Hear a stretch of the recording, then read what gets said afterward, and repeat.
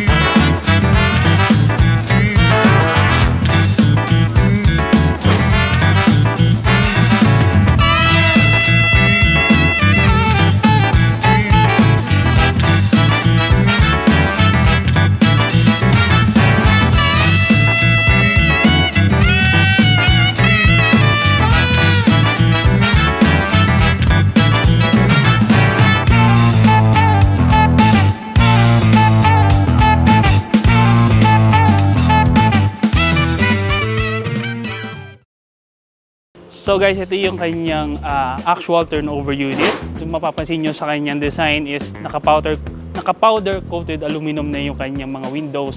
And syempre mga naka-sliding window na rin yan. And naka-steel door na rin yung kanyang pintuan. And makikita nyo yung kanyang color is medyo cream and brown. So ito yung kanyang 50 square meter lot area. And then, ayan, kasya dito yung SUV or sedan.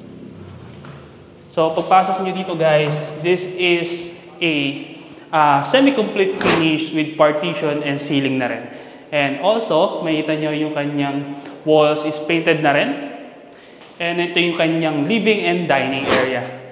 Mapapansin nyo rin na yung kanyang yung kanyang mga bulbs and mga socket, naka-ready na rin yan. Ready na talaga ito, terhan. So, meron na siyang built-in cabinet and also this is a tiled kitchen sink. Meron na rin siya ditong for your air ventilation if ever na meron kang ginagawa dito sa kitchen, which is yung syempre yung inyong mga foods pine-prepared. So meron na rin kayo dito powder room. So makita nyo sa powder room meron niyang lavatory and nandiyan na rin yung kanyang toilet bowl.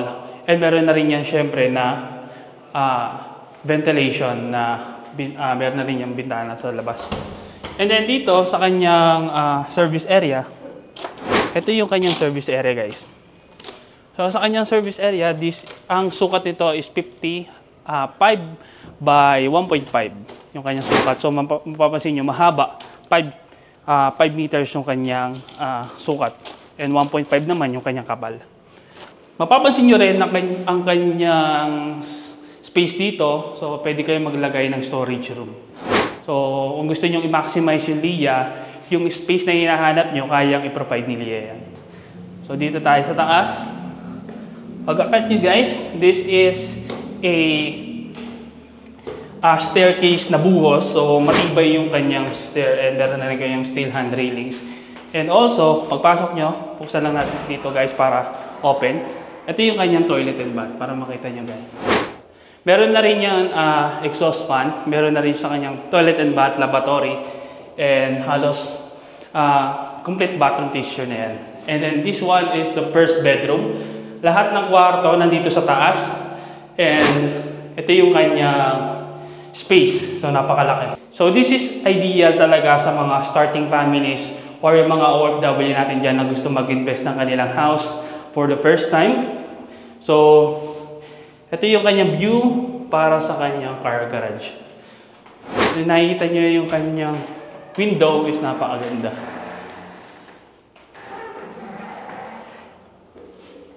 Punta naman tayo ngayon guys dito sa master bedroom. Kung mapapansin niyo dito sa Lia, marami siyang windows. Kung anong ibig sabihin doon? Ang ibig sabihin kapag maraming windows, mas maganda yung kanyang ventilation. And also, syempre, yung natural lights na nanggagaling sa Lia is napakaganda. So, napakatipid nito sa kuryente guys. Pagdating sa umaga, hindi kayo masyado gagamit ng mga ilaw. Kasi nga dahil sa natural lights ay sa mga bintana na pinaprovide nito ang Lia.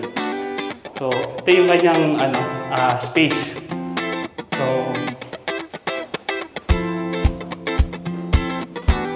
ayan yung space niya guys for the car garage. Actual turnover, bali guys, ito yung itong Lia is available through bank financing with a monthly down payment of 22,000. Pero isa-send ko sa inyo yung complete details if you want na makita yung breakdown ng sa pag-computation.